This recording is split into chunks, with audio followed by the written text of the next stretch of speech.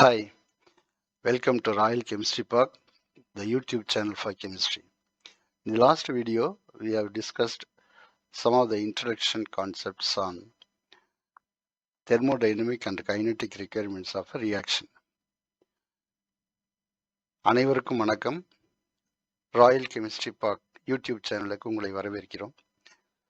போன வீடியோவில் thermodynamic and kinetic requirements of reaction உடைய introduction பார்த்தோம். இந்த வீடியோவில் thermodynamic aspects, அதுக்கப்புறம் kinetic aspects அப்படிங்கிறத பற்றி பார்க்கலாம். வாங்க வீடியோக்குள்ளே போகலாம். There are two factors which decides the outcome of a reaction.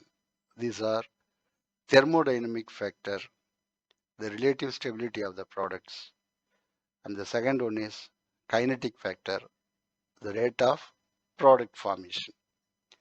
Thermodynamics is that branch of chemistry which describes the properties of a system at equilibrium. The more stable a compound, the greater is its concentration at equilibrium. Thus, if the products are more stable than the reactants, there will be a higher concentration of products than reactants at equilibrium. ஒரு ரியாக்ஷனோட outcome ரெண்டு விஷயங்கள் தீர்மானிக்குது. ஒன்று thermodynamic factor அப்படின்னு சொல்கிறோம். இது ப்ராடக்டுடைய நிலைப்புத்தன்மையை பொறுத்தது. அடுத்தது kinetic factor அப்படின்னு சொல்கிறது. இது ப்ராடக்ட் உருவாகிற வேகத்தை பொறுத்தது. தெர்மோடைனமிக்ஸுங்கிறது ஒரு சிஸ்டத்தோட பண்புகளை ஈக்லிபிரியத்தில் அது எப்படி இருக்குது அப்படின்னு விவரமாக சொல்கிறது. ஒரு சேர்மத்தோட செறிவு ஈக்லிபிரியத்தில் அதிக அளவில் இருந்துச்சுன்னா அது அதிக நிலைப்புத்தன்மை கொண்டதாக இருக்கும். ரியாக்டன்ஸை விட ப்ராடக்ட் அதிக ஸ்டேபிளாக இருந்தால் ப்ராடக்டோட செறிவு ரியாக்டன்ஸோட செறிவை விட அதிக அளவு ஈக்லிபிரியத்தில் இருக்கும். On the other hand, if the reactants are more stable than the products, there will be a higher concentration of reactants than products at equilibrium. Therefore, whether reactants or products are favored at equilibrium can be indicated either by the equilibrium constant or by the change in free energy. Thermodynamics is only concerned with the final state of a system, and the mechanism of transformation does not matter at all. ஆனால் இதே நிலை தலைகீழாக இருந்தால், அதாவது reactance ப்ராடக்டை விட அதிக நிலைப்புத்தன்மை கொண்டதாக இருந்தால் ஈக்லிபிரியத்தில் ரியாக்டன்ஸோட செறிவு ப்ராடக்ட்ஸோட செறிவை விட அதிகமாக இருக்கும்.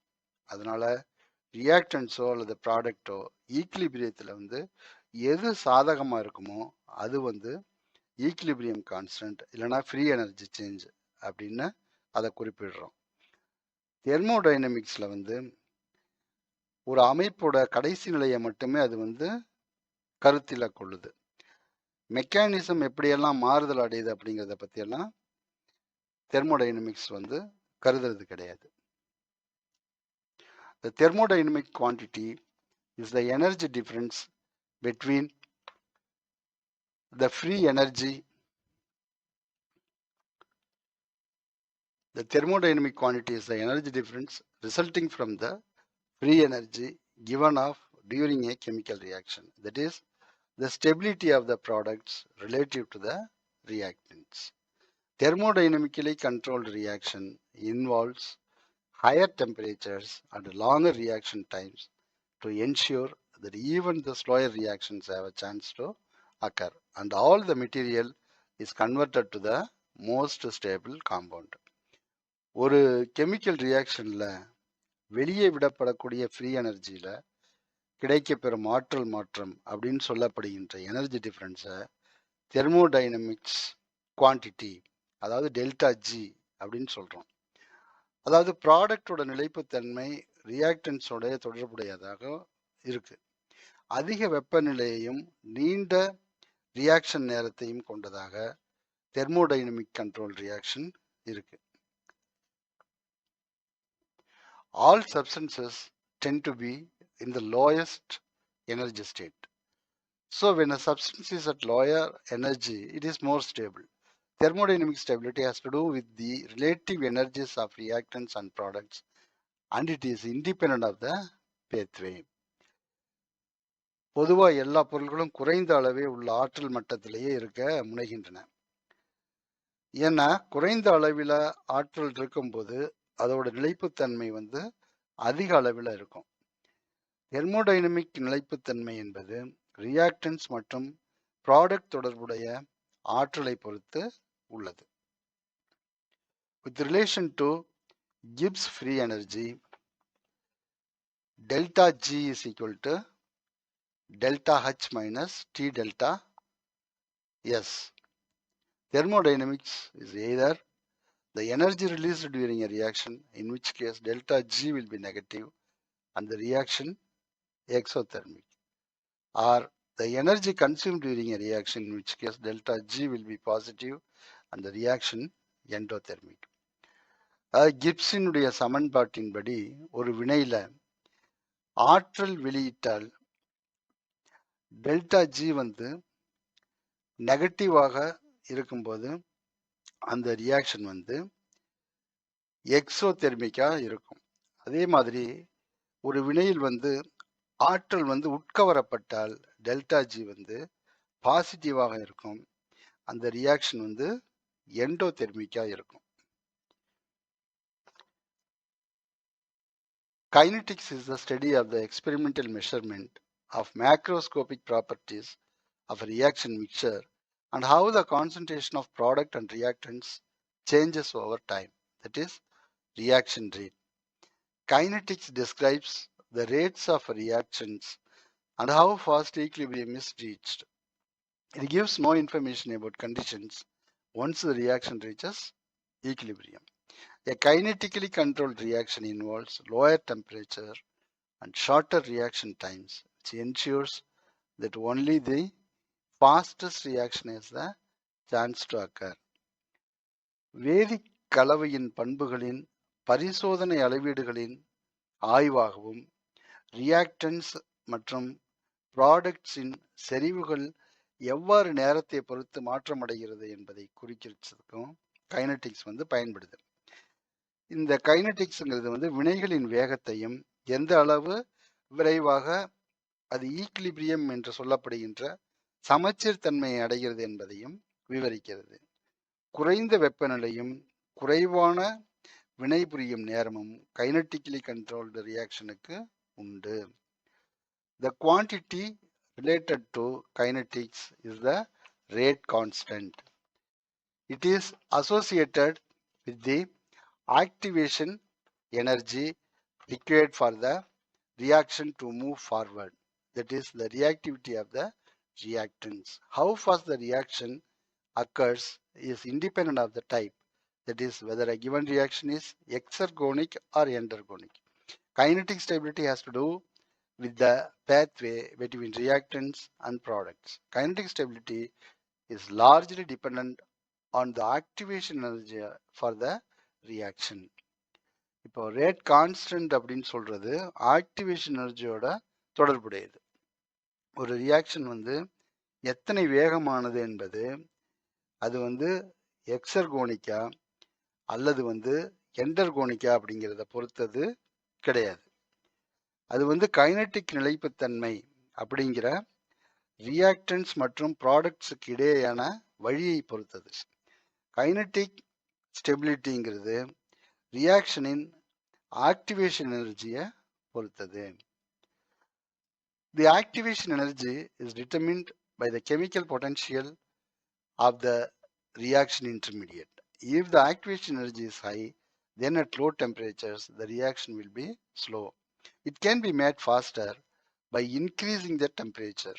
If the activation energy is low, then the reaction will be fast even at low temperatures. Such reactions to increase their rates with increasing temperature as well. Reaction intermediate in chemical potential energy activation எனர்ஜியை தீர்மானிக்குது. குறைந்த வெப்பநிலையில் activation energy அதிகமானால் வினையின் வேகம் வந்து குறையுது. வெப்பநிலையை அதிகரிப்பதன் மூலம் வினையை வந்து வேகப்படுத்தலாம். The smaller the EA, the faster the reaction. Thus, anything destabilizes the reactant will make the reaction go faster. Some exergonic reaction can occur at room temperature as their free energies of activation are small. In contrast, some exergonic reactions have free energies of activation that are so large that the reaction cannot take place without adding energy above that provided by the existing thermal condition. இப்போ குறைந்த வெப்பநிலையில activation energy குறைவாக இருந்தாலும் வினைகள் வந்து வேகமாக நடக்குது. அதுபோல ரியாக்ஷனுடைய வெப்பநிலை கூடும்போது அந்த மாதிரியான ரியாக்ஷன்ஸ் வந்து தங்களுடைய வேகத்தை வந்து அதிகரித்துக் கொள்கின்றன.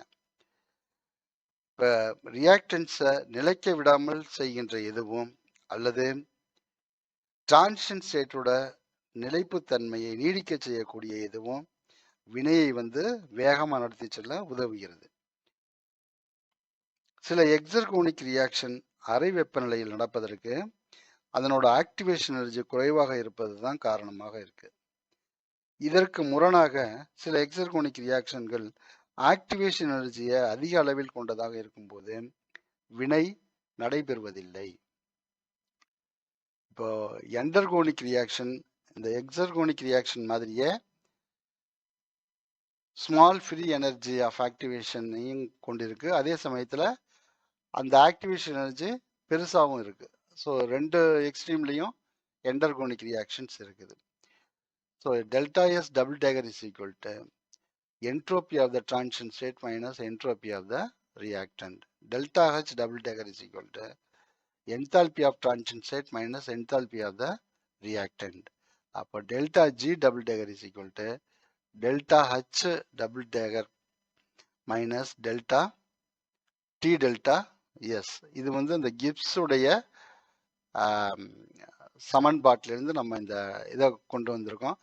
இதை வந்து நம்மளோட ஃபர்ஸ்ட் வீடியோவான இன்ட்ரடக்ஷனில் வந்து நம்ம காமிச்சிருக்க ஒரு எனர்ஜி ப்ரொஃபைல் டயக்ராமில் எப்படி வந்து இந்த டபுள் டேகர் இதுக்கெல்லாம் வந்து நம்ம டிரான்சிஷன் ஸ்டேட் இன்டர்மீடியட் இதுக்கெல்லாம் குறியீடுகளை பண்ணியிருக்கோம் அப்படிங்கிறத நீங்கள் பார்த்துக்கலாம். So far we have discussed the thermodynamic and kinetic overview of reaction.